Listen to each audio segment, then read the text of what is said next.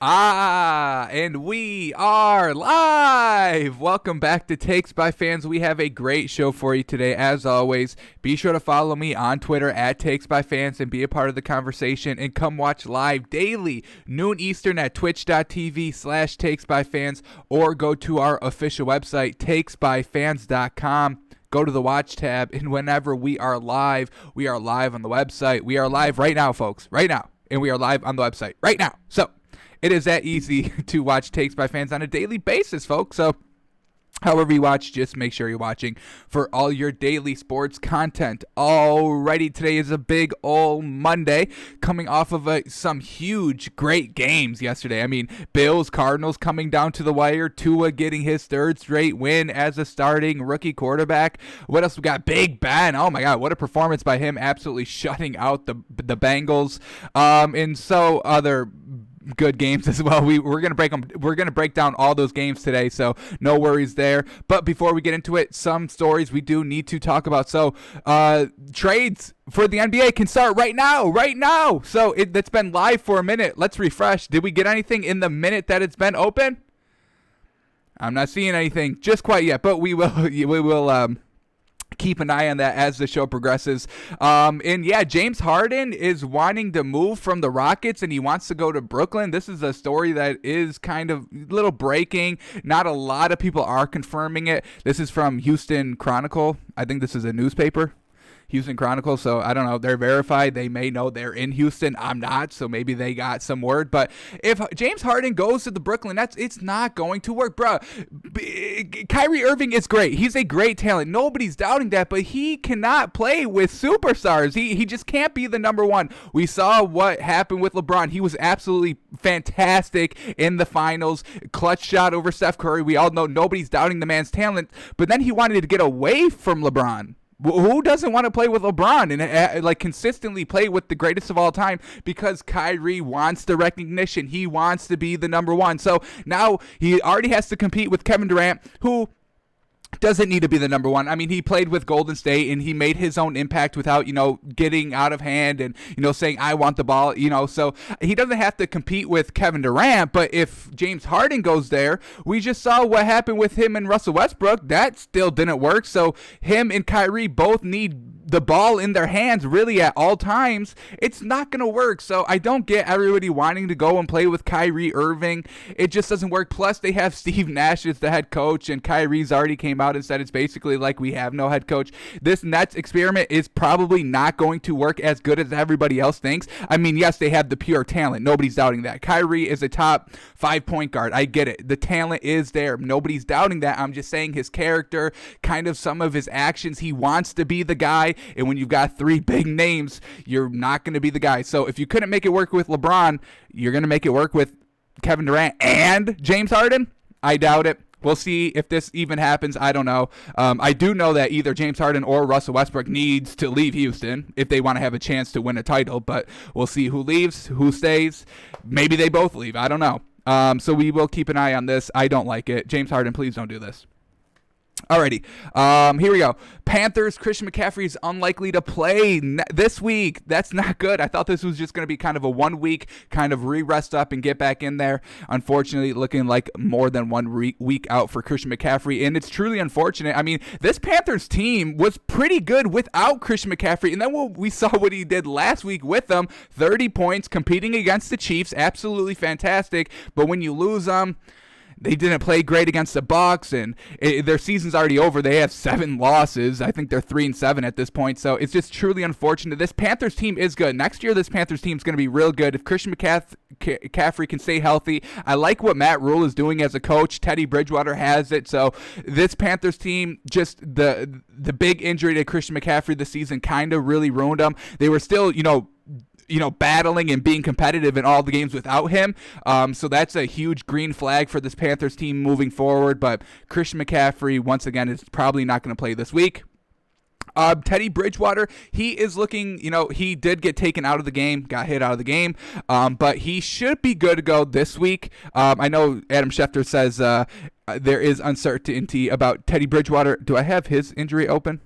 I do, yeah. It's he is day to day with an MCL sprain, so maybe they probably don't want to rush him. The season's over. They can't make. I think it's mathematically almost impossible for them to make the playoffs at this point, even with the extra wild card. Not great, but yeah, the Panthers here, they probably just sit Teddy Bridgewater maybe a week. Don't push him. You don't want to ruin his next season. You want Christian McCaffrey and Teddy Bridgewater to both be healthy going into next season. So they may hold him out for a week. We know Christian McCaffrey most likely isn't going to go this week. Teddy Bridgewater, I would expect probably plays, but I wouldn't put it past Matt Rule and the Panthers sitting him because there's really no reason to play him. All right. And then we got Drew Brees. Oh, boy. He's, what has he got? Bruised ribs, rib contusion. So he's probably going to be definitely out next week. He got taken out of this game. Jameis Winston came in. We're going to talk about him today. I think I like what I saw from him yesterday, folks. I think I like what I saw. So, if Jameis Winston has to fill in for a game or two, I feel kind of confident, honestly. He's learned, and he was looking good in the game. We'll look at that as well. But Drew Brees, expect him to probably miss a week, maybe more. They definitely want him healthy for the playoffs. The Saints are looking good. Their record's good. I know the NFC is very competitive, and they still have to win games. I mean, nothing's already decided about the playoff race, but especially with only the top teams in the AFC and NFC getting that kind of first week bye. So everybody's fighting for that number one seed. The Saints are going to continue to fight. But I think they can get away maybe a week or two with Jameis Winston at the helm and resting Drew Brees like they did last year. Teddy Bridgewater comes in, I think, 5 games, wins them all. I think Jameis Winston has the ability to do that. No doubt. So I think the Saints are going to kind of be very cautious with Drew Brees. They're going to want him healthy for the playoffs. He's getting up there, 1, 2, 3 seasons max left for this man. They want him ready for the playoffs. So expect him to be out for at least 1 week. At least. I would say probably 3. All right. And then we talked about Teddy Bridgewater, and then the last one we will get to when we get there. All right, so that's all kind of the stories we need to break down. Let's see if anything's broke. Any trades? Anything? Doesn't look like quite yet.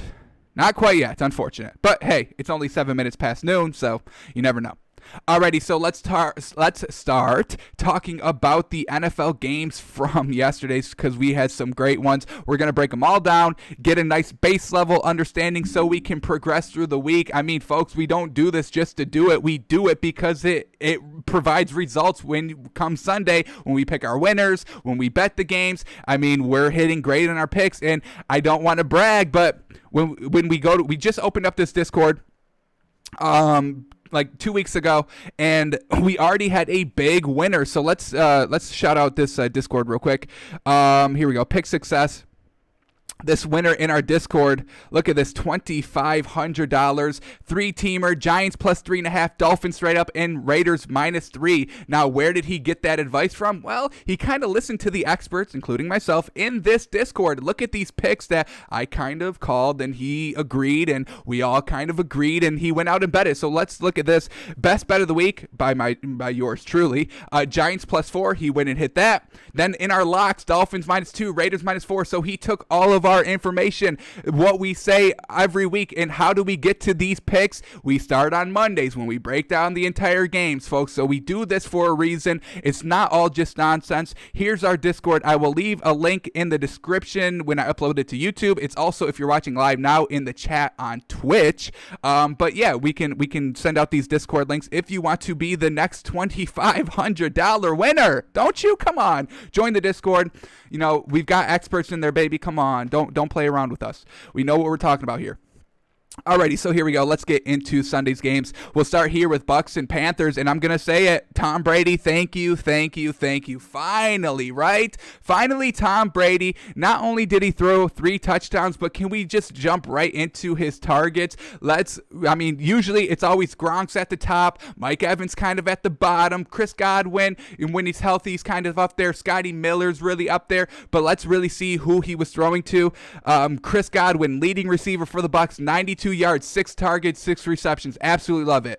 Mike Evans, the number 2 with 77 yards. He was targeted 11 times with 6 receptions. I love it. And a touchdown. Absolutely love it. Antonio Brown, third leading receiver for the Bucs, 69 yards, 8 targets, 7 receptions. Love it. Now we get Gronk at 4. I can definitely rock with that with only 3 targets, 51 yards, and a touchdown. This is how you use the tight ends.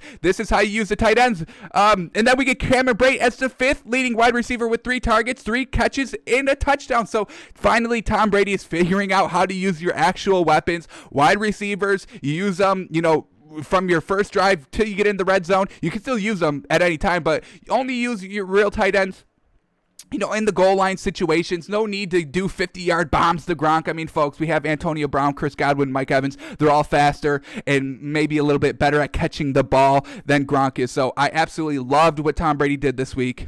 Getting the ball to his wide receivers here. Chris Godwin's, Mike Evans, Antonio Brown's, the 3 leading wide receivers, all getting touches and all getting tons of targets. So I loved it. Now let's talk about Tom Brady real quick. Tom Brady, 28 of 39 for 341 yards, 3 touchdowns, no picks, and then he ran for a touchdown as well. So fantastic, nice little QB sneak to get in the end zone. Nothing big, no Daniel Jones touchdown run that we will see when we get there. No 40+ touchdown run for Tom Brady, but we know he doesn't do that. So absolutely fantastic game by Tom Brady. Took a little bit to get off the ground because we see when we look at their drive summary, they fumbled and they kind of fumbled deep. Did they fumble deep? No, they fumbled on their own 26. Letting the Panthers get out to a pretty good start, got a touchdown, then they answered with a touchdown. So just kind of very close. The Panthers, they kind of caught that momentum early with that fumble and took advantage. Luckily for the Bucs, their defense was able to kind of tighten up around the Panthers in the second half. We see 17 points by the Panthers in the first half and only 6 points because they missed the extra point on their touchdown after that. So well done. The Bucs defense definitely stepped up in the second half, and Tom Brady was just great from start to finish. He put up the yards, he put up the touchdowns, throwing to his wide receivers. I love it. Now we can finally start buying Tom Brady and the Bucs a little bit more because coming into this game, we've all heard, oh, Tom Brady's still good, and this Bucs defense is fantastic. And in the first quarter and a half, we really didn't see that, but they really stepped it up definitely in the second half. So I can definitely get behind that. And I liked what I saw from Tom Brady. Now let's go to the Panthers. We saw that Teddy Bridgewater got knocked out of the game, but up until then he went 18 of 24 for only 136 yards, 2 touchdowns and the pick. Let's see what the Bucs did with the pick. I see that here. They ended up getting a field goal out of it. So scoring points off the turnovers, you love to see that. And then we had PJ Walker come in. I believe he was that XFL quarterback that was making all that noise.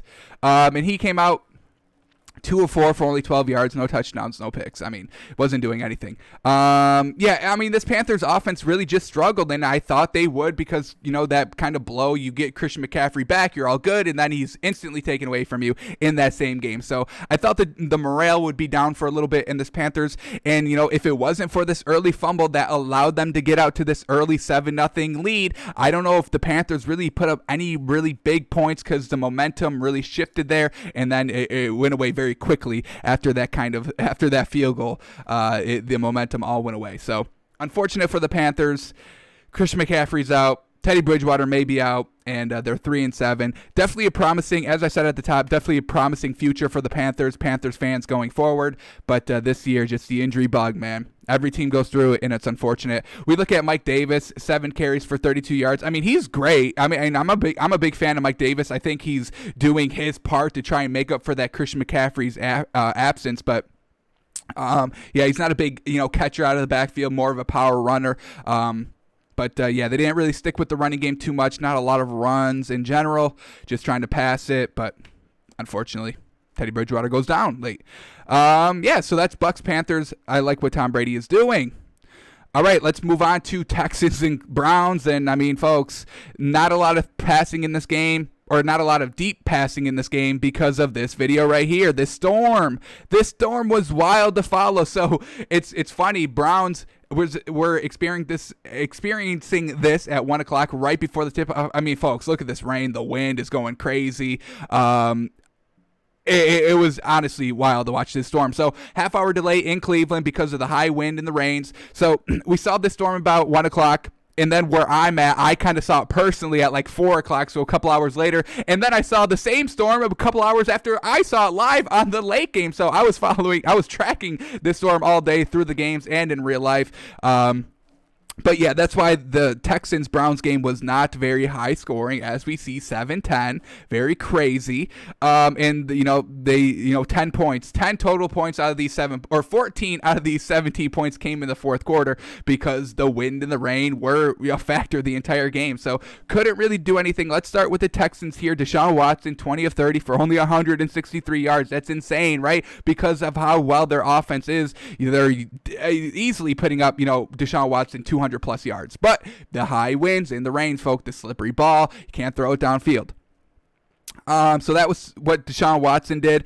The running games, they 14 for Duke Johnson for 54 yards, pretty decent there. We see the leading receivers: Randall Cobb, Brandon Cooks, Will Fuller. I mean, this is why I like the Texans, because look at all these receivers, and Deshaun Watson throws to them all the time. Not like Tom Brady, where we get one game out of the 10 that they've played that he's throwing to Gronk, or that he's throwing to Mike Evans and Chris Godwin and AB all in the same day, where we get kind of Deshaun Watson does that on a weekly basis.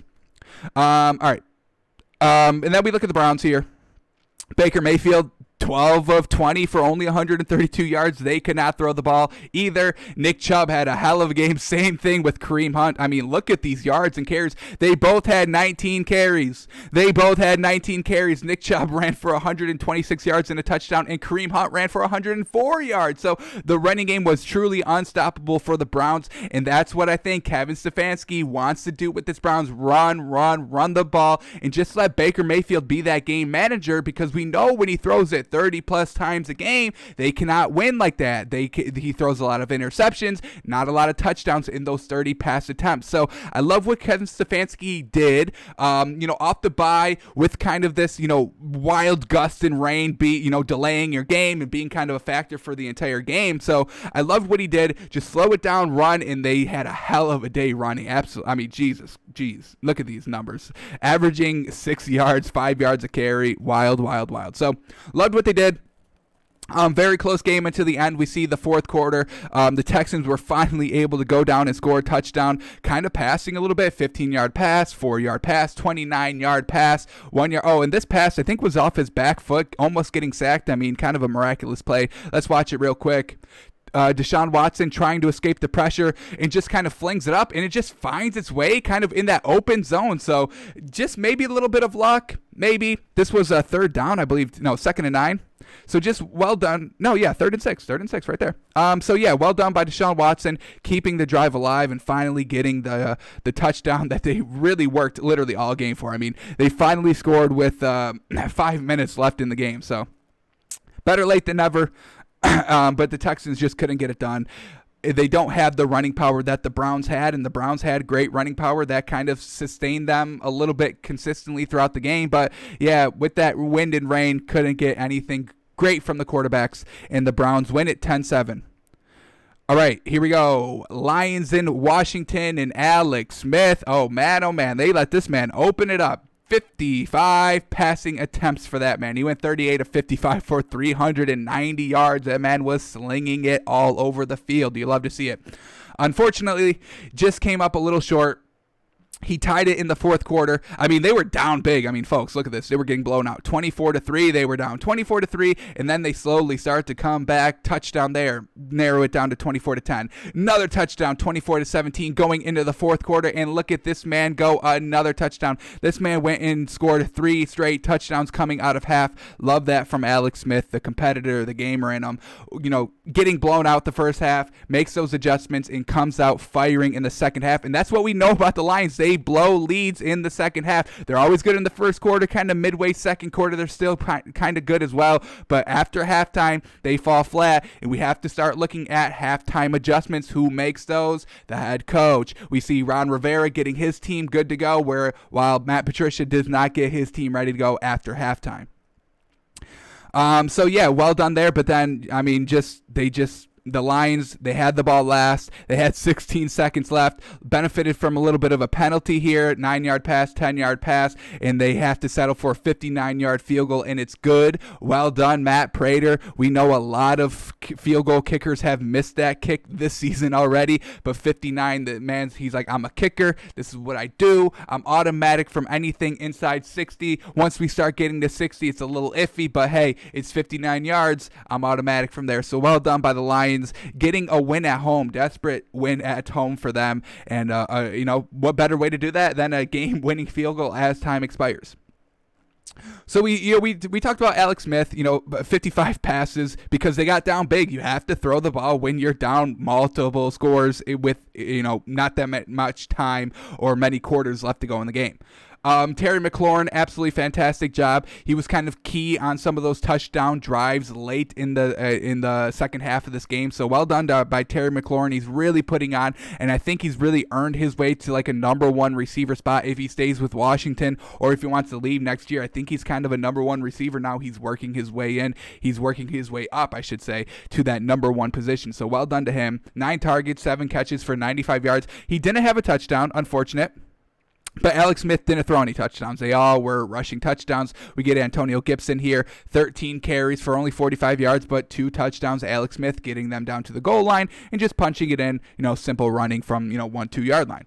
And then we get a J.D. McKissick here with a rushing touchdown as well. So just unfortunately not enough, maybe a little too late for Washington.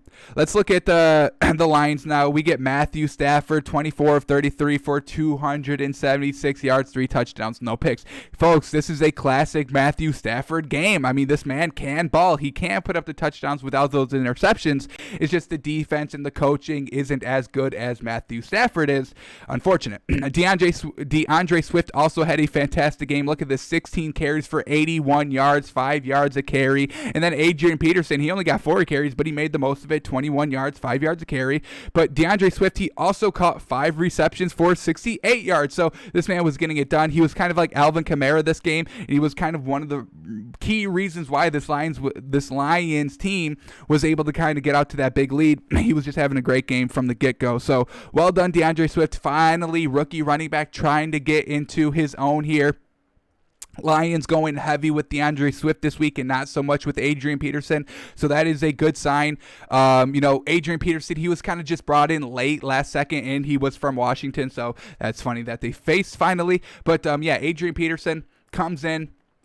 Just being a veteran, teaching kind of like what Ryan Fitzpatrick was doing to Tua. Adrian Peterson was kind of doing the same to DeAndre Swift, and now DeAndre Swift is starting to upgrade himself into that starting role. Adrian Peterson is starting to take that back seat. Unfortunately for Adrian Peterson, because he still wants to run the ball. I mean, he still wants to be the premier back on a team, so we'll see where he goes next season. But for the Lions, they found their new running back. They're going to go with them, and they're starting to kind of incorporate him into the offense a little bit more. So that's Washington Lions. We don't really learn. I mean, I don't feel even confident about the Lions. They're exactly who we know they are. Nothing's changed in my kind of thinking on this Lions team. Good in the first quarter, decent in the second quarter, kind of fall off in the second half. Whereas Washington, playing from behind, not always good still. So nothing too much to learn from this game. All right, let's go to Jags in Green Bay, and Jacksonville almost pulled off the upset. They they scored first. They were never getting blown out. They always kind of had the lead. They was always kind of leapfrogging. Jaguars, we'll go through the drive charts real quick here. Here we go.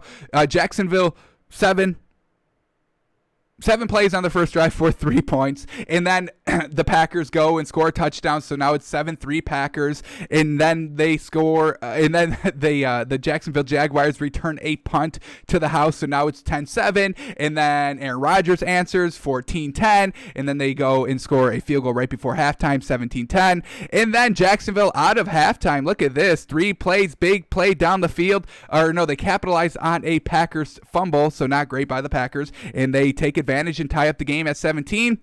Then they go and take the lead right kind of at the end of the third quarter, going into the fourth here, 20-17, but it's Aaron Rodgers in the fourth quarter, baby. You can't stop it. He takes the lead, and they hold on to it. Unfortunately, here for the Jags, they go on a nice little 10-play, 38-yard drive that stalls. They ended up punting, unfortunate, and Packers, they go 3-and-out, so the Jacksonville Jaguars have one more attempt here to go for it, but Jake Luton just could not pick up the 4th and 26. Unfortunate. I mean, he's not clutch. He's not clutch. You can't pick up 4th and 26? Come on, Jake. So that's where the Jaguars lose the game, unfortunately. What do we want to talk about? Kind of, this is what I'm talking about, this Packers team. They're very kind of streaky because of these reasons. If they don't pick up the first down, they stall, folks. They stall, and they just can't pick up the rhythm. Here we go. Their first drive, the Packers' first drive, 3-and-out. Their second drive, 4 plays, punt.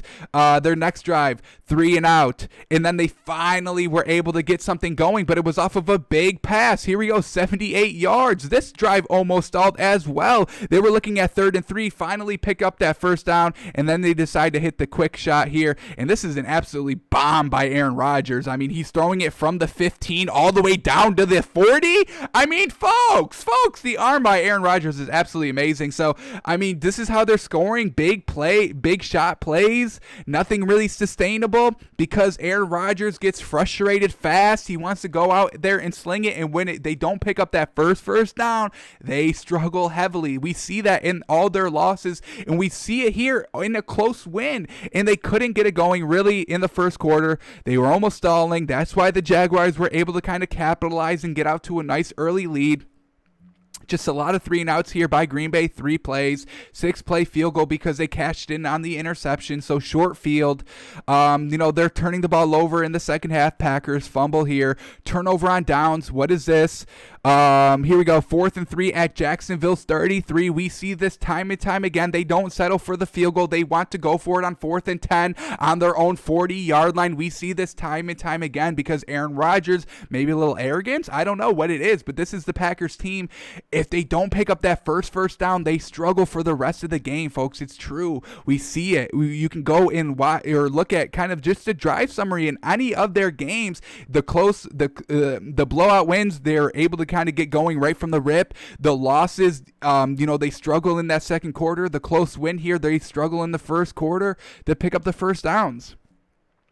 4 plays, and then they pick off Aaron Rodgers, so just not good either. So let's look at some of these stats here. We get Jake Luton, his second game here, 18 of 35 for only 169 yards, touchdown pick. Not as good as he did last week. I think he put up 300 yards last week, still touchdown and pick, though. Can't clean that up. Let's see what the Packers did with that pick. This Jake Luton interception came in the second quarter.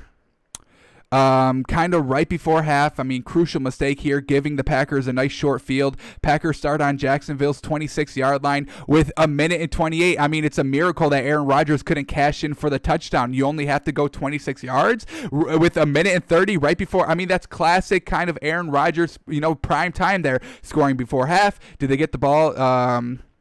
They didn't get the second half kick, but to go into halftime with the touchdown, but they have to settle for a field goal. So, just kind of something to keep an eye on. So the Packers cash in 3 points off the interception by Jake Luton. Not great. Here we go. James Robinson, the only rusher for Jacksonville, 23 carries for 109 yards. That's great stats right there. Just getting it done, but just unfortunately not good enough.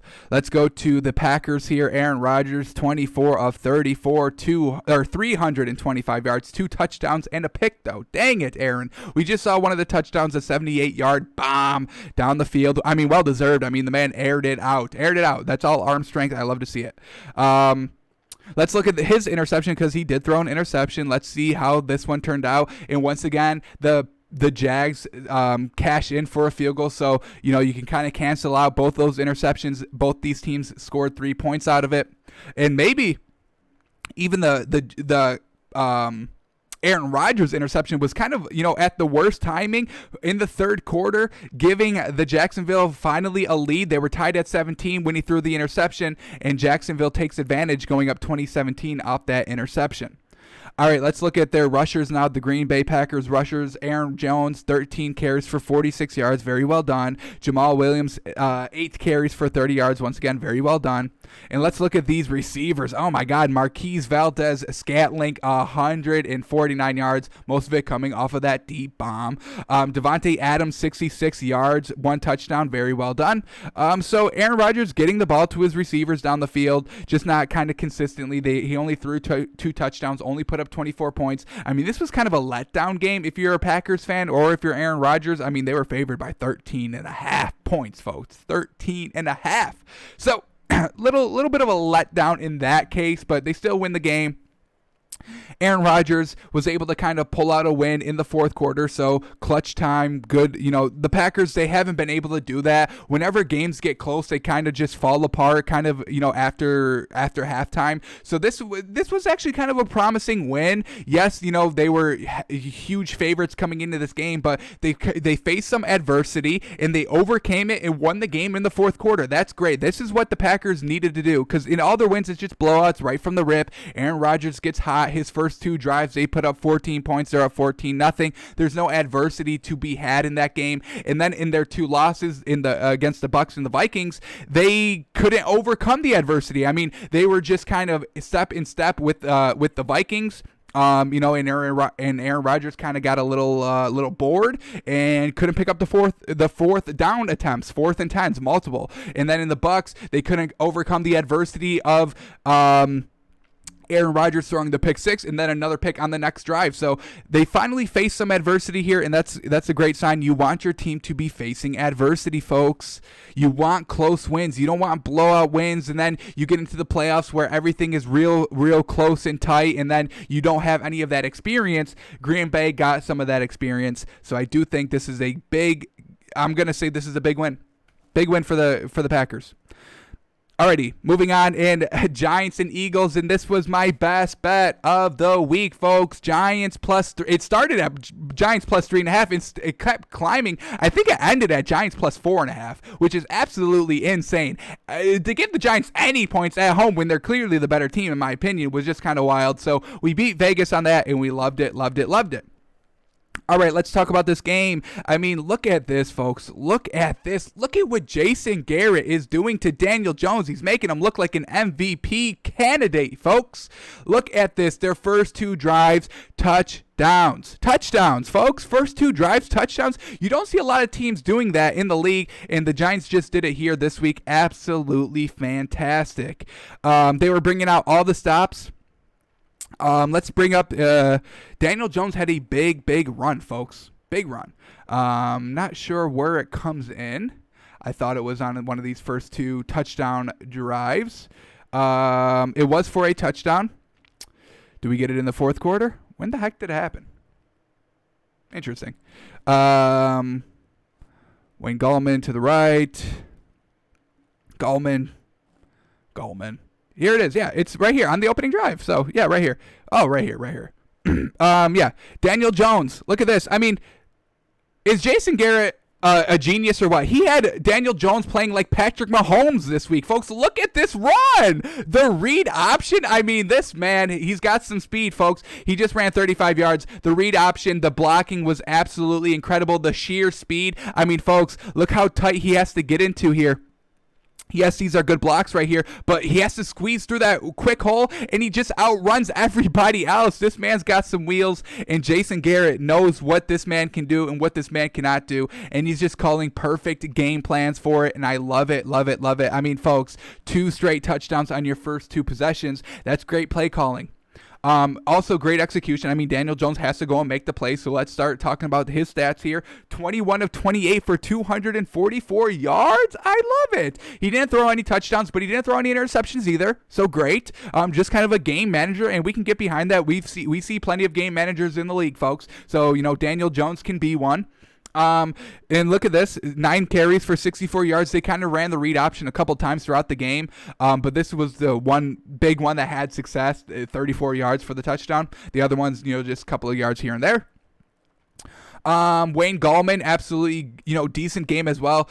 Just kind of 18 carries, so they never abandoned the run game. Even it was only picking up, barely 3 yards a carry, 53 yards, but he ran for 2 touchdowns. So they were using him in the right space, letting just Daniel Jones carry the offense down into the red zone, and that's just kind of, just taking everything slightly here because we have seen Daniel Jones throw those red zone interceptions. We cannot have that. So Jason Garrett just calms everything down, runs a couple of read options in the red zone. Wade Gallman, 2 rushing touchdowns, so utilizing everything that they have, not just putting all the pressure on Daniel Jones, who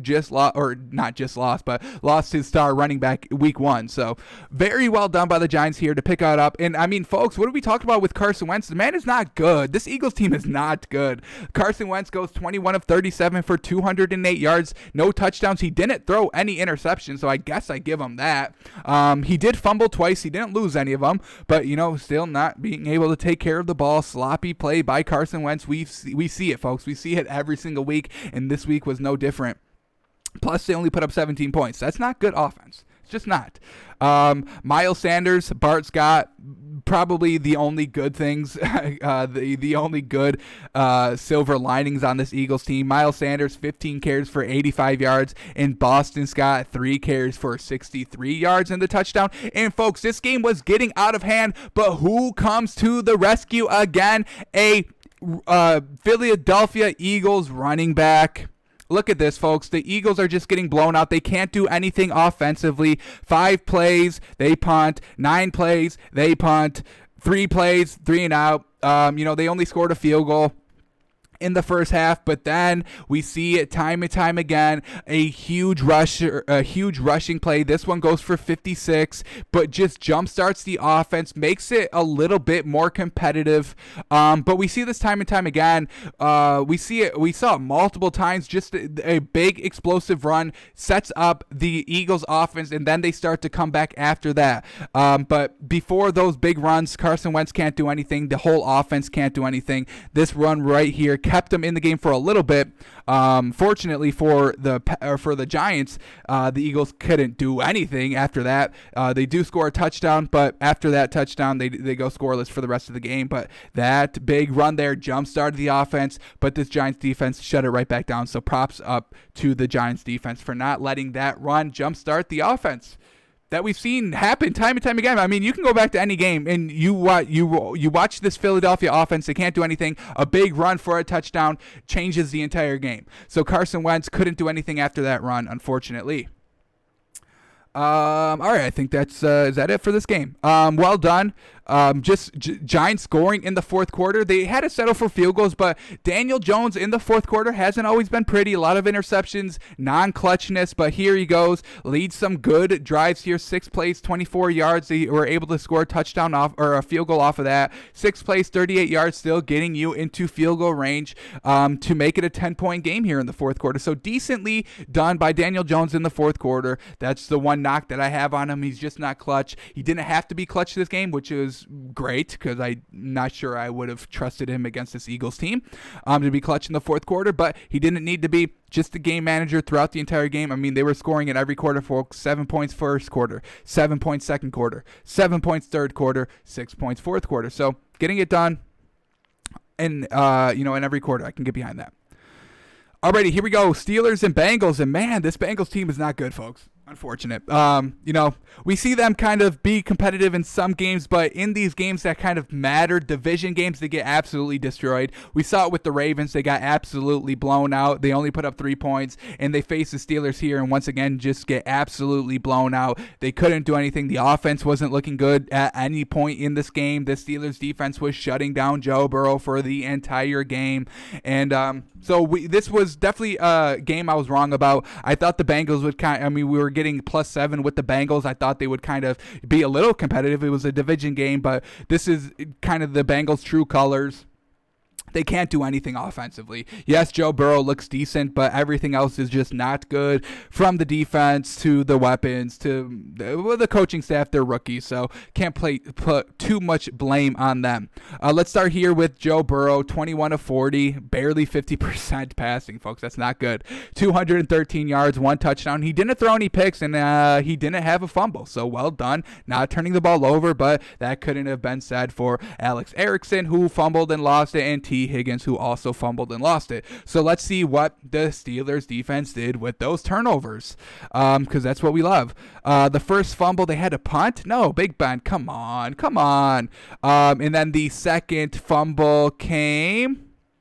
Was that the second fumble? Are they calling this the fumble? Punt? Muff punt? Here we go. Yeah, Eric Erickson fumbles the punt. So they fumble the punt. And that jump starts the offense there. You can't fumble your first punt. I mean, what are we doing, man? You kind of lost the game from there. Steelers take advantage, only with a field goal, so not great, but you still put points on the board. You capitalize off of turnovers. So the defense did good there. They held the Bengals to 9 or 10 points. They forced some early fumbles, both fumbles coming in the first quarter, getting the Steelers out to a nice 12-0 lead, and that's exactly what you wanted from Big Ben, who I thought would be a little bit kind of limpy, a little gimpy in the back, doesn't want to get hit, but this man proved me wrong. He just went absolutely beast mode. Ben Roethlisberger, 27 of 46 for 333 yards, 4 touchdowns.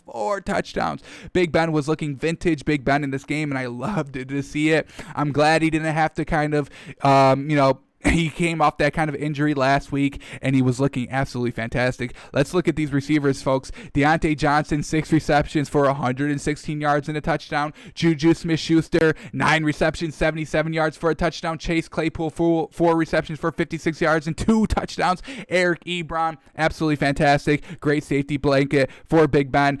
2 big catches here for 38 yards, coming at great opportune times to pick up first downs. Love to see it. James Washington, 2 receptions for 30 yards. So just Big Ben getting it to his receivers, spreading the ball around. I mean, 11 targets for Deontay Johnson, 13 targets for Juju Smith-Schuster, 10 targets for Chase Claypool. This is what I want Tom Brady to start doing on a daily basis. Tom Brady just did what Big Ben did, getting the ball to your actual receivers multiple times. Just using kind of your tight ends as safety blankets and, in the red zone. So I want to see Tom Brady do this. He did it once. Hopefully he can keep on doing it. Big Ben's doing it. I love it. All right, let's... So the Steelers defense, absolutely fantastic. Let's count some 3-and-outs here by the Bengals. 3-and-out on their first actual drive, 3-and-out on their second drive, 3-and-out on their third drive, fumble on their fourth drive on 3 plays. So basically a 3-and-out, giving the Steelers great field position. And then finally they were able to kind of string something together. 8 plays for 90 yards, but 54 yards are coming off of one big throw by Joe Burrow. So let's watch this throw right here. Joe Burrow is going to go 54 yards, and this is just wide open. Maybe just a blown coverage by the Steelers, maybe just a bad timing blitz or just miscommunication, but that's how they scored on their touchdown. 54 yards coming off of a wide open play, just maybe a blown assignment by the Steelers defense. Nothing too promising. After this, it kind of gets shut down. 5-yard pass, 7-yard pass, pass incomplete, 8-yard run, pass incomplete, and then they were able to kind of 4th and goal, finally punch it in. But that's just great Steelers defense, making them work for it. I mean, folks, look at this. 2nd and goal, 3rd and goal, 4th and goal, and they had to make that decision. Do we go for the touchdown? Do we play it safe and just get the 3? And they make them gamble. Unfortunately for the Steelers defense, they gave up the touchdown. That's never good, but they definitely made the Bengals work for it, giving up that 54-yard touchdown. And then after that, I mean, that's 7 points right there. 7 points coming off of 54 big yards. Not great, because that's not sustainable offense. That's not consistent offense throughout the game. And then we go back to what the Bengals did after that touchdown drive. They had 2 more possessions in the first half, 5 plays, they have to punt, and then they go turnovers on downs here. Let's see what they try to do here. 4th and 21. They go for it on Pittsburgh 46 right before the end of half. You can't kick the field goal. It's too far away. Might as well just kind of go for a Hail Mary, and it doesn't come down. And then in the second half, the Bengals offensive problems still continue. 4 plays, punt. 5 plays, punt. They only went 18 yards. 3 and out. No yards. They went no yards on that. Nothing picked up any yards. Well done on the Steelers defense. 3 and out again. 3 and out again. And then they finally settle for a field goal in garbage time. They went on a 10-play, 5-minute, 26-second drive. So they're just like, you know what? We can't do anything. Let's just get out of here. We'll run.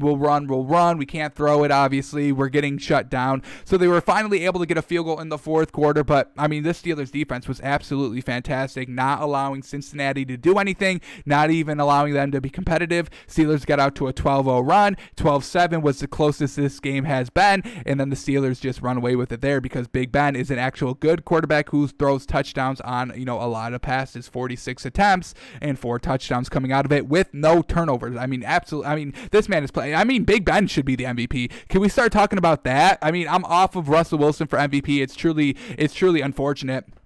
We'll talk about it more when we get to that game. Maybe Patrick Mahomes, Lamar Jackson can't be it. So really, it's either Patrick Mahomes or Big Ben. And I'm going to go Big Ben, I think, because this man is having a great season. He's just being a great leader. I mean, 4 touchdowns, no picks here. He's barely throwing any interceptions. He got injured last game and threw 2 touchdowns staying in the game. I mean, this man's a leader. He wants to go out with one more ring. He wants one more before he gives up on this squad. Big Ben has said time and time again the only reason why he stayed because this group of guys, this young group of guys is just so great. He wants to be there for them. So I love what this man is bringing. 9-0 for the Steelers. Big Ben's just looking great. The Steelers defense is absolutely great as well. They could be, folks, they're my number 1 team for a reason, folks. Truly greatness here. I would love to see the Steelers win a championship this season. Absolutely. Big Ben gets to ride off in the sunset. I would be fine with that. All right, let's move on. A killer game, absolutely. Bills, Cardinals, we all know DeAndre Hopkins, baby. We've all seen it. We've all heard it. It's just absolutely wild. Well done, DeAndre Hopkins. All right, let's start talking about Josh Allen. Does he deserve some credit here? Not a lot. Oh, my God. I know.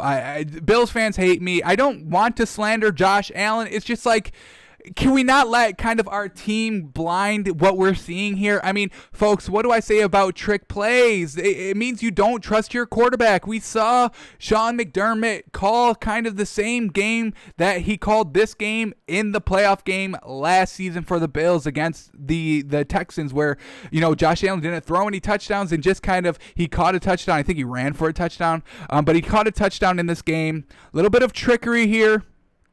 Let's queue up this play. 631. Just kind of a trick play. Not great. I get trick plays. I mean, they're good because, you catch the defense off guard. But if you trust your team, if you trust your quarterback, if you trust your weapons, do you really need trick plays? So let's see this trick play here. 621. It goes for the touchdown. I mean, it's great play design. It's great coaching. I mean, I'm not knocking the idea of it. I'm just, when we're focusing on Josh Allen, this man isn't, the end-all, be-all. This is great coaching. It's great scheming. Absolutely. To draw up this play, Josh Allen hands it off. He just kind of slips back a little bit, takes the pass, and then he goes, and he just has to beat one defender. And can we talk about how awful this kind of attempt to make a tackle is on Josh Allen? Come on, you can't tackle this man. You're a defender. You can't break down and tackle a quarterback. Look at this man. Just over pursues. It doesn't even get a hand, barely gets a hand on Josh Allen's legs. But overall, it was a trick play. Let's not buy too much into this Bills team or just Josh Allen in general. He threw 2 interceptions in this game as well, folks. And let's look at the timing of these interceptions. So absolutely, Bills got out to a good start.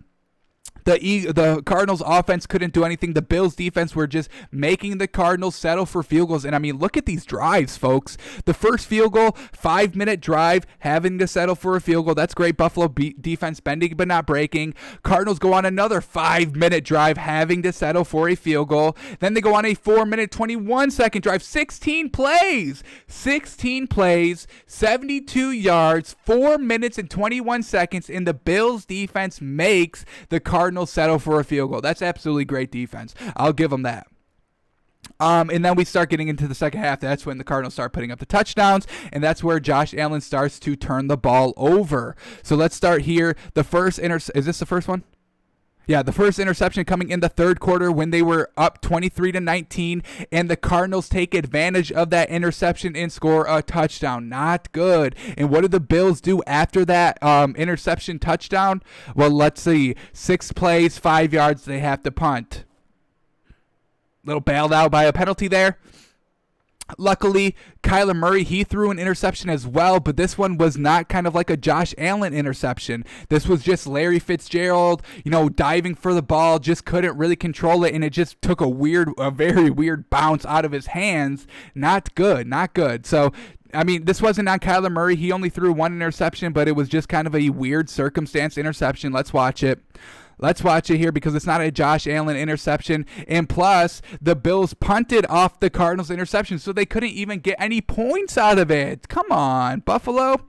So, a lot of punting here in the fourth quarter, and then Josh Allen goes and throws another interception, and luckily the Bills defense shows up and doesn't allow the Cardinals to cash in any points on that Josh Allen interception. Now, Josh Allen, his last kind of possession here, they're down. What are they down? They're down 3 points. They need a field goal to tie, touchdown to win it, and then he goes on a decent drive here, 12 plays, 73 yards, and it ends with a touchdown pass. So let's watch Josh Allen's touchdown pass here.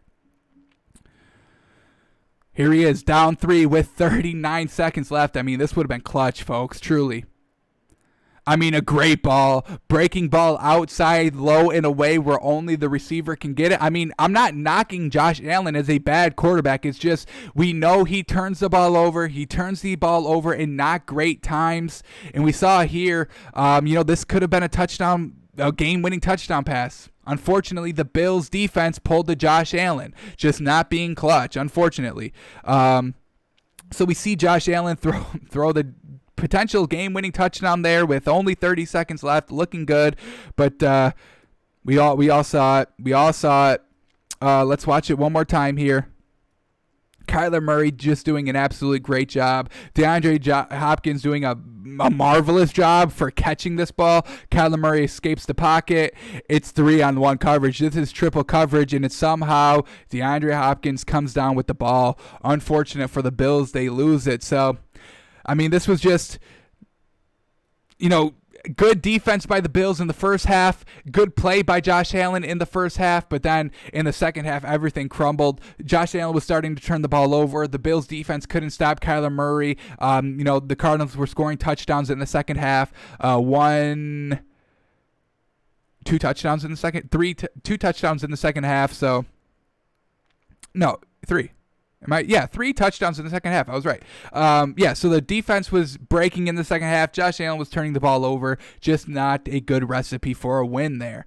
Now let's look at Arizona. Kyler Murray, 22 of 32 for 245 yards. The touchdown and the pick. Unfortunate. The pick wasn't really his fault, so not going to penalize him too much for that. Kenyon Drake, 16 carries for 100 yards. Kyler Murray ran for 61 yards and 2 touchdowns. It's hard to keep him wrapped up. And, Kyler Murray in the red zone, the read option, the designed quarterback runs, he can run it as good as anybody. His agility, his quickness, his lateral speed is the best in the game. It's better than Patrick Mahomes. It's him and Lamar Jackson, very, very similar in how their run styles are. Kyler Murray's a little bit more compact, where Lamar Jackson is a little bit more, I can take a little bit of a hit. I'm not going to do that, but Kyler Murray does have a little bit more shiftiness, in my opinion, than Lamar Jackson has.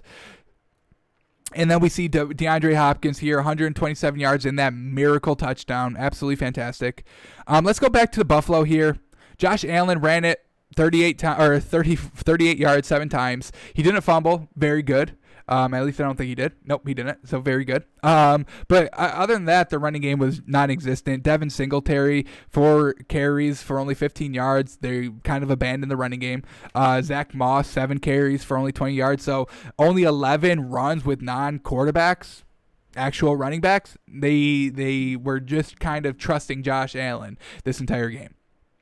We see Cole Beasley here, leading receiver, 11 receptions for 109 yards and a touchdown. Stephon Diggs, 10 receptions for 93 yards and a touchdown. John Brown, 6 receptions for 72 yards. So, Josh Allen doing very well here, spreading the ball to his actual wide receivers, which is something I commend quarterbacks for doing. I love it. So, well done to Josh Allen. Just unfortunately, these interceptions are a little killer here. You gave up 7 points because of the turnover, and you guys couldn't cash in on the turnover, the Kyler Murray interception either. So just kind of a very close game. Buffalo is still decent. I think I'm still impressed with them a little bit. I still do like Josh Allen a little bit, but those interceptions, they need to get cleaned up. The defense needs to be better. I mean, you can't give up a 50-yard Hail Mary, folks. Come on. Defense has got to be a little bit better than that. Bat the ball away. It was triple coverage. So I don't know if we change our opinion on the Bills really at all. They're still the team that I know they are. Josh Allen kind of in the bigger spots will throw interceptions. I mean, folks, this second interception by Josh Allen was truly awful here. Truly, truly, truly awful. I mean, with only, how much time was that? 4:38 and you're down, and that's when you throw the interception? I mean, that's just inexcusable. They were lucky that he even had a second chance to go down and, score a potential game-winning touchdown, but let's not get carried away with Josh Allen. Still isn't, great in the fourth quarter. Still isn't clutch every single week. So is he getting better? I don't know, man. I truly don't know. Those first 4 games were great. The next 3 were not great. The last game was great against Seattle. This game against Arizona, 2 interceptions. Had a chance to be the winner. He almost was the winner. That's what makes this game a little bit more confusing, right? To call. Kind of like last week where, yes, Josh Allen, he wasn't throwing interceptions, but they still almost lost, having, picked off Russell Wilson 3 times, and it was still a close game. Here it's still a close game. Not sure what I make of Josh Allen, but I don't think he's great. I just don't think he's great. I don't know. The Cardinals, good win here. Had to come off of a Hail Mary. Not great. The defense definitely needs to clean itself up a little bit more. This defense for the Cardinals, they give up a lot of points. Not great. They do force turnovers, which is good. They forced 2, I think more than 2 here. Did somebody fumble? But anyway, I mean, picking off Josh Allen twice was fantastic. That really should have been the game here. This should have been the game. This Josh Allen interception with 4 minutes, it should have been the game. Cardinals just go out and run out the clock, pick up a couple of first downs. Unfortunately, the Bills defense gave them one more chance. So that's Bills-Cardinals, last second win, Hail Mary for DeAndre Hopkins. Well done there. He's definitely going to be on the cash list, I'll tell you that. All right, let's go to Raiders and Broncos in Classic. I mean, we called this one perfectly. We're not going to buy Drew Lock just because he's scoring 17, 24 points in the fourth quarter. I don't care. They barely score here, only 12 points. They started, what the heck is happening here? They've got... all these drives are Broncos drives. That's what the pictures are showing. So this website's a little wonky here. Let's see if we refresh this, because it's just all Broncos drives. That's funny. All right, I don't know what the heck is going on here. But every drive is coming up Broncos, even though half of these are Raiders drives. Interesting. All right, so yeah, Drew Lock. I mean, he couldn't score. I mean, look at the 3 points field goal in the first quarter, 3-point field goal in the second quarter, 6 points in the fourth quarter because they were finally able to get a touchdown. Let me differentiate here. This is their drive right here. They just went on a 12-play, 60-yard, 3-minute drive, but the game was over, folks. They were down 30-6 at that point. Once again, down big in the fourth quarter. So once again, I don't care what Drew Lock does in the fourth quarter. I mean, folks, this Broncos team is not good. They're definitely not good on the road, and Drew Lock cannot score until the fourth quarter. So what are we doing here? Drew Lock goes 23 of 47.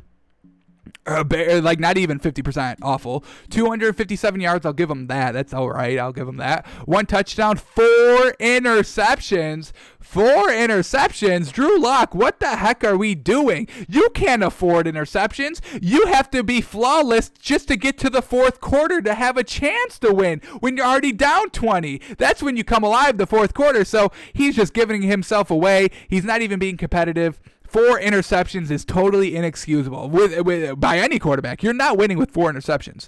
You show me one game where a quarterback threw 4 interceptions. Even Russell Wilson can't do that. He can throw 3 interceptions and lose by 3, but 4 interceptions, it's not going to be close at that point.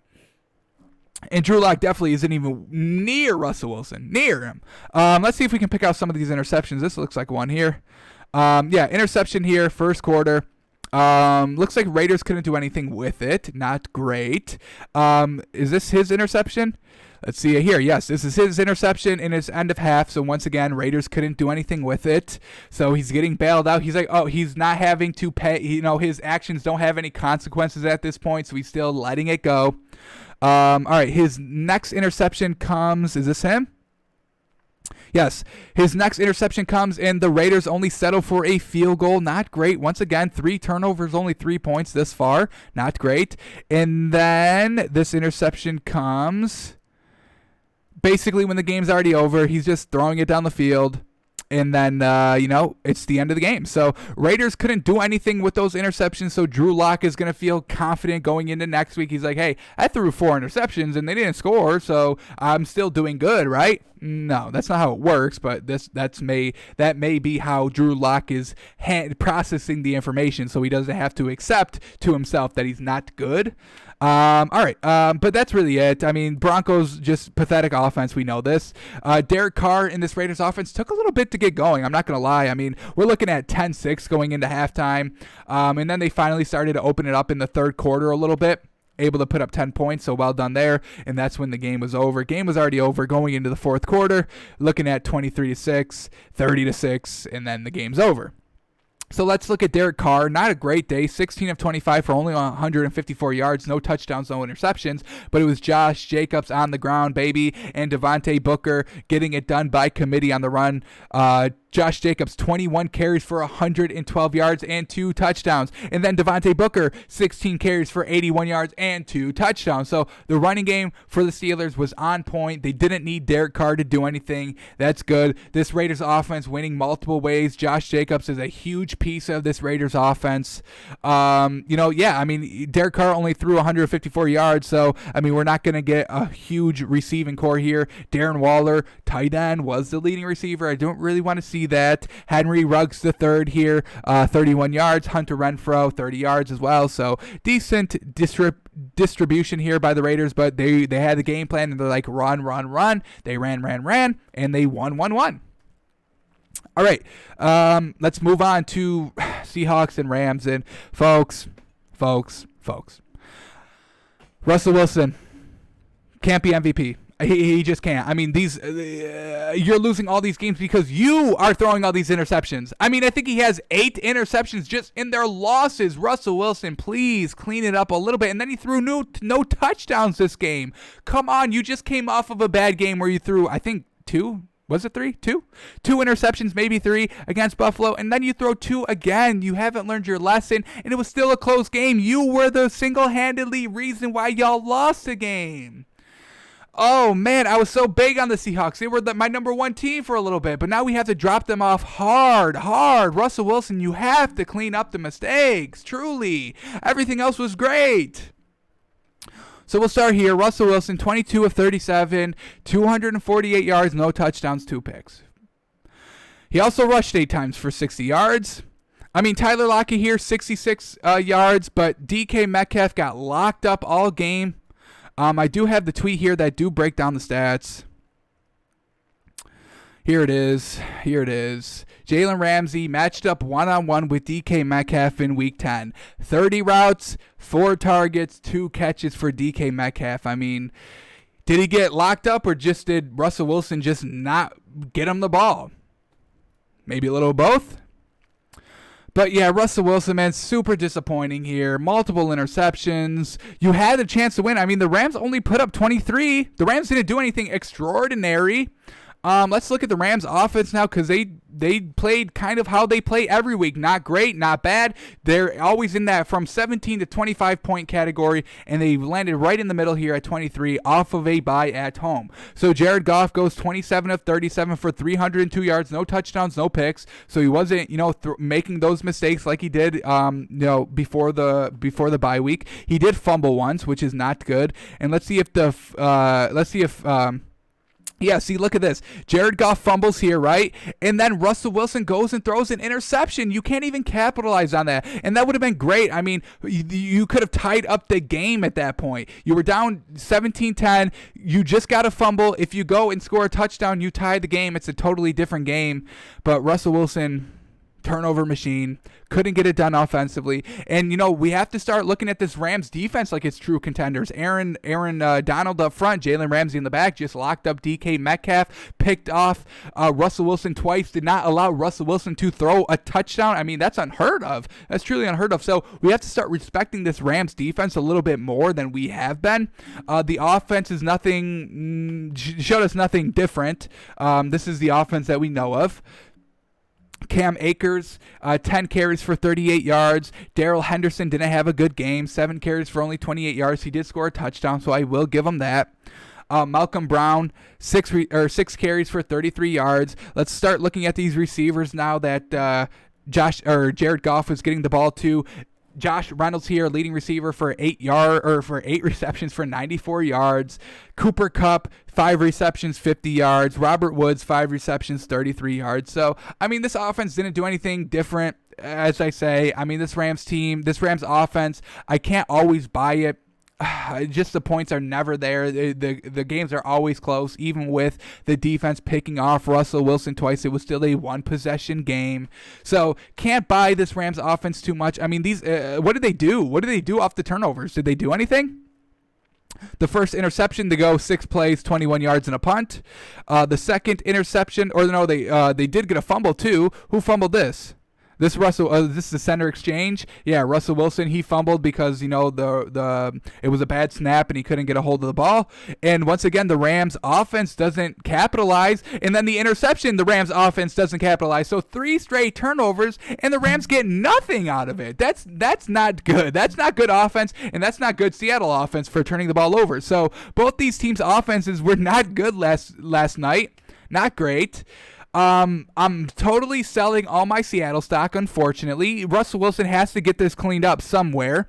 In the Rams, they're exactly who I thought they were. Coming off of a bye, you still can't do anything offensively off of turnovers. That's not a good sign here. So we still have to kind of take everything we know about the Rams with a grain of salt. I do like their defense. I mean, that's great. But if the defense is forcing turnovers and you're not capitalizing, with the offense, what are we doing?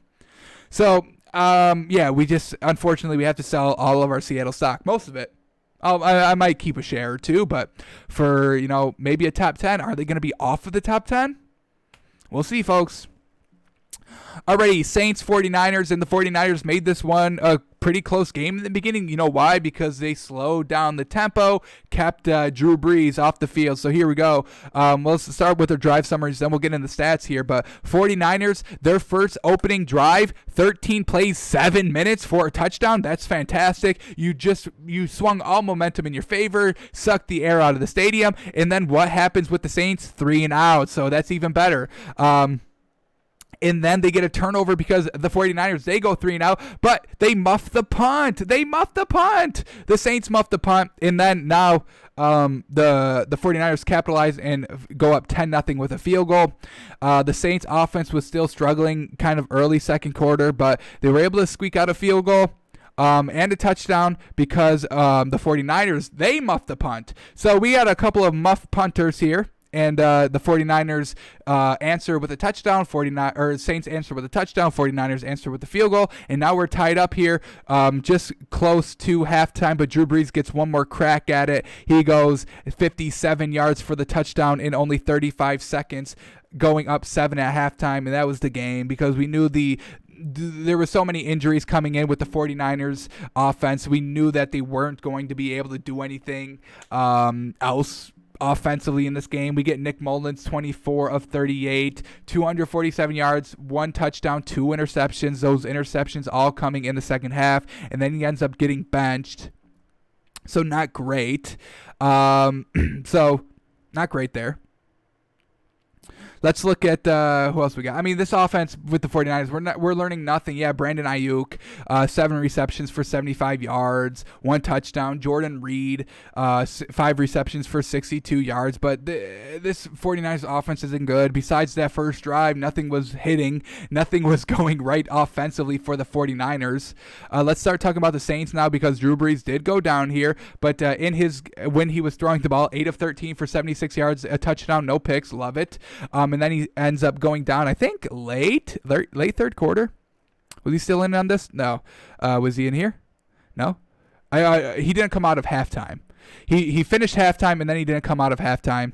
Jameis Winston took over. So let's look at this man's stats, because he was pretty impressive here. 6 of 10, 63 yards, no touchdowns, no picks, no turnovers for Jameis Winston. What are we even in the same? Am I in a different dimension here? So very promising here by Jameis Winston. So I know Drew Brees is definitely going to be out next week, and I've got no problem with Jameis Winston, taking over the helm. He's going to have a full week of practice with the ones. He kind of comes in here just being a game manager. We already have the lead. No reason to do anything wild. Let me just kind of dink and dunk the ball. I'm not going to, I've been learning. I don't want to kind of lose my starting job because, Taysom Hill could easily be the starter as well next week if I was Jameis Winston and I threw an interception as a backup. So he was just like, let me kind of solidify my first real start for an entire game next week. I'll just be a game manager here, and that's what he did. They really relied heavily on Alvin Kamara, leading receiver, 7 receptions for 83 yards. Michael Thomas, Emmanuel Sanders getting absolutely no work here. 27 yards for Michael Thomas, 5 yards for Emmanuel Sanders. But that's kind of what the game dictated. The offense got out to a very slow start. Luckily was kind of able to clean it up in the second quarter and in the third quarter, and in the fourth quarter, I should say. But the 49ers offense did more than we thought they would, but 13 points, not competitive, everything coming in the first quarter, basically.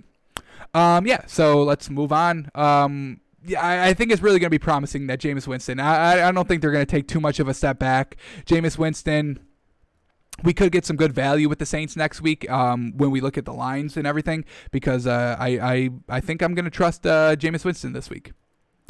Alrighty, 2 more games left, and then we're out of here. Here we go, Chargers and Dolphins, and once again, folks, Tua, are we done with the audition narrative? We haven't even heard it since his second win, so I'm sure it's out the window. It's kind of comical at this point. Everybody's making jokes about it. I was watching the game live, and the CBS commentators, they were like, so how's that 10-game audition going? So truly comical, never a real story, fake narrative, fake news. Fake news is making its way to the sports world, folks. Who would have thought?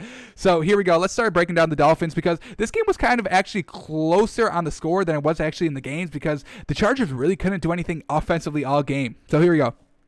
Dolphins special teams defense getting it done. Again, look at this. Block punt. We get it on the 1-yard line. It's just an easy punch. Easy punch in. 7-0. Huge momentum swift. And then our offense comes out on the field for the first time, and Tua brings us on a 13-play, 88-yard, 7-minute methodical drive. Absolutely love it. Capped it off with a touchdown. So they were up 14-0. And once again, the Chargers are punting, and now the critical turning point of the game, unfortunately. The Dolphins, once again, a fantastic drive set up by Tua, got down all into the red zone at the Chargers 9-yard line, but once again, a bad snap by the center. We saw it in, what game did we just talk about? Was it this one? Drew Brees? He fumbled? I don't know. We just brought one up. I forgot where it was, but center can't hand the ball, can't get a good snap off. It's fumbled. It's not Tua's fault. Let's just look at it now. I'm not going to save one play for film study. So here we go. Let's look at this fumble that really changed the entire momentum of the game, made the game a little bit closer than what it actually was, folks. This Chargers team cannot do anything. Truly. All right. So here we go. Dolphins are up 14-0. We're inside the 10-yard line, looking to go up 21-0. The game would have absolutely been over at that point, but a bad exchange there. The ball just squirts back. Unfortunately, the running back couldn't jump on it. This is kind of bad by him. He had a full look at, or a great shot at picking up this fumble, and he just kind of, once again, skirts it around. Here it is. You have to just dive on it. He dives on it, can't secure it. Unfortunate. And then this goes all the way down. I don't think they scored. Did they score a touchdown off of it? No, Tua. Look at the heart of Tua. He's like, get down. He's not the strongest. He's struggling to tackle this man, but hey, he kept him. Didn't let this returner here to get out in front of him. Tua slows him down for enough for the backup, the beef to get there. So well done, the heart of Tua, making something out of an absolute huge turnover there. So let's see if we get a good angle here. This replay should be good here. So just look at the snap.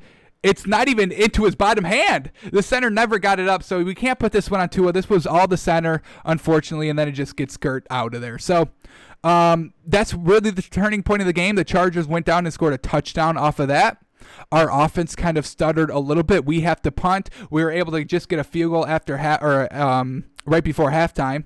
But then the Chargers, with all that momentum, they're like, hey, we're only down 10 instead of 21. We're still in this game. So they score another touchdown in the third quarter, but then we start to close it out a little bit. We have to settle for another field goal, and then we get the pick by our defense. Fantastic. And we scored a touchdown off that pick. That really kind of sealed the game, 26-14. The Chargers offense was still struggling here, 3 and out after the Dolphins going up 26-14. And then turnover on downs. They had to do something. They try to go for it 4th and 1, and they can't even pick that up because our Dolphins defense, once again, absolutely fantastic. We force the turnover. We stop them on 4th and down, and then we go up 29-14. Fantastic, and we're out of there with a win. So this game is a little bit closer on paper than what it actually was. The Chargers and Justin Herbert could not move the ball really at all. Look at Justin Herbert here, 20 of 32 for only 187 yards, 2 touchdowns to pick. Kellen Ballage was, probably their best weapon here. 18 carries for 68 yards. He was picking up a lot of crucial third downs for them, so well done. Keenan Allen, the leading receiver for the Chargers, only had 39 yards, folks. The defense shut it down. We truly did. So well done, Dolphins here. Let's look at Tua. He didn't have a great stat line either, but just kind of what the game called for. Tua doesn't need to be the one. This is truly a team game, and Tua is just doing his part. Tua, 15 of 25, 169 yards, 2 touchdowns, no picks. He's not even turning the ball over, and he has 3 wins as a starter. Rookie quarterback Justin Herbert, Joe Burrow only have 2, folks, and they've played a lot more games. So here we go. Let's start talking about. Tua was fantastic on these 2 drive on this drive here, this touchdown drive, and what should have been a touchdown drive here. But we didn't need Tua to go and do anything. Our defense was doing good. Our running game was pretty good. Look at this man, Salvon Ahmed. Ever heard of him? 21 carries for 85 yards and a touchdown, just doing very well, especially with our depleted running game. Matt Breida being inactive, Jordan Howard being inactive, and this man Ahmed stepping up huge here for the Dolphins. This next man up mentality. This just speaks to how well the Dolphins are coached by Brian Flores. We implemented the winning culture last season. Everybody's just buying in. Next man up, Tua. Just kind of took over the starting role. 3 straight wins. Next man up mentality in our run game. Salvon Ahmed, 85 yards here. Next man up on our receiving game because Preston Williams wasn't playing. So Jakeem Grant steps up big time, 43 yards, leading receiver, touchdown. Love to see it. So well done by the Dolphins. Offense, defense, special teams all coming together. And the best part of this Dolphins team is the coaching, folks. It truly is. So Dolphins get another win, 6-3, and we're looking good. And that brought us to the Sunday night football game last night, folks. Ravens and Patriots in the storm from this Browns game carried over into this game kind of later. Really didn't affect the first quarter too much, or really the first half too much. Really came in that second half in fourth quarter. Should we show you the last play of this game? Because the Ravens couldn't even do a Hail Mary or a lot of laterals, just because this game was just so wildly out of control with the wind and the rain. So let's go here. This is let's set up the play a little bit. Ravens here on this drive. Actually, let's kind of go over the final drive here. No, let's just go over the last play. So this is the last play. Baltimore down 6 points, 12 seconds left, 4th and 6 on your own 20. They could not move the ball. They cannot throw. Folks, look at this. Look at this. You can barely even see it. The camera has all these droplets on it. You can barely even see. The wind is coming down. The rain is just pouring. Cats and dogs and hogs and zebras and elephants. It's all coming down. And this is the last play of the game, folks. This does not look like a last play of the game, right? He couldn't even catch kind of a wide open pass because the ball is so slippery. Folks, this is what they were working with here. So let's not penalize Lamar Jackson too much here, or really any of these teams, because the weather was just really out of control. But let's start here with Lamar Jackson, 24 of 34, 249 yards, 2 touchdowns, the pick. The pick was kind of a kind of a last-second lob here. There wasn't a lot of time. They were starting to get into field goal position. Oh, and once again, Lamar Jackson, you kind of screwed me here because we had Ravens over 12.5 points in the first half, and you were at 10 in field goal position for the 13, but you went and threw the interception. Not good. So you kind of screwed us there. But yeah, Lamar Jackson, I don't really know what's going on with this offense. Like, it looks good, but what the problem with this offense is everything is, inside kind of, 10 yards, really at the line of scrimmage, nothing downfield. So more plays, more chances to make mistakes, more chances at 3 and outs. I mean, let's look at these drives here. Their touchdown drive, 13 plays. Their field goal drive, 11 plays. Their interception drive was 7 plays. That's why, too many plays, more chances to cause that mistake, that turnover. And then in the second half, their touchdown, once again, 11 plays, 6 minutes, long drives, nothing down the field, nothing quick, no quick shots. And, we get 3 and outs, 6 plays, punts, only go 13 yards because, nothing big down the field. So the Ravens offense needs to find that verticality because the horizontally is not working. Let's go to the running game because usually the running game is pretty good, and they had Mark Ingram and J.K. Dobbins and Gus Edwards all playing. Unfortunately, the run game was not too effective here, and you would think it would be because it was downpouring. You can't throw the ball, so you run it. They kind of abandoned the run game. I mean, we had 17 runs split up between 3 running backs. Not great. Let's go to the Patriots now because, Cam Newton threw a touchdown. Finally, Cam Newton throwing touchdowns here. Everything else by Cam Newton was not good. 13 of 17 for only 118 yards. I mean, folks, you could not sling the ball in this weather. So, unfortunately, we couldn't get anything. And the best throw of the night came from Jakobi Meyers. I mean, can we look at it? If it's here, we'll look at it. It's this one. Huge play. Best throw of the night. I mean, folks, this throw is best throw maybe of the week. This entire week. So here it is, right after the timeout, set up trick play. Cam Newton throws it to Jakobi Meyers. Jakobi Meyers throws a touchdown pass. I mean, folks, look how beautifully this ball is thrown. Look exactly the placement where only the receiver can get it, right in the zone, real tight. I mean, beautiful throw. Best throw of this game, and I would say best throw of the week, folks, truly. So, not good that the best throw is coming not from Lamar Jackson or Cam Newton. Not great there. But Damian Harris, I mean, the Patriots had the right strategy. They're like, hey, let's just run the ball. And they did just run the ball. 22 carries for Damian Harris for 121 yards. Rex Burkhead had 6 carries for 31 yards. Cam Newton ran it 11 times for 21 yards and a touchdown. So it was just real hard here receiving the ball because just the elements here. But, Lamar Jackson and the Ravens, I think they're just a one-trick pony. They never really switch up their offense depending on the game. It's everything. We're only going to do read option with Lamar Jackson, everything inside. We're not going to run heavy a game. We're not going to deep threat a game. And it's just something that we have to keep tabs on in this Ravens offense. It's just something that is just wrong with it. It's unfortunate. So that was the Sunday Night Football game. Patriots winning 23-17, and Cam Newton getting a win. So well done there. Alrighty, let's talk about tonight's game. Monday Night Football, Bears Vikings. I believe the line is now. Let's take a look at it. I believe it's 3.5.